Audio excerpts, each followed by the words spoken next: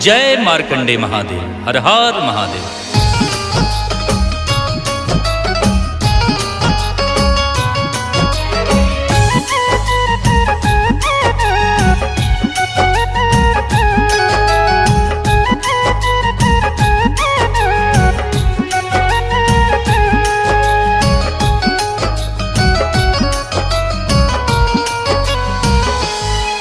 उसे काल नहीं छू पाता है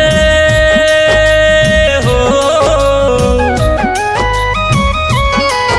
उसे काल नहीं छू पाता है। महाकाल से लौ जो लगाया, एक बाल भगत को शिव ने मार्कंडे ऋषि बनाया।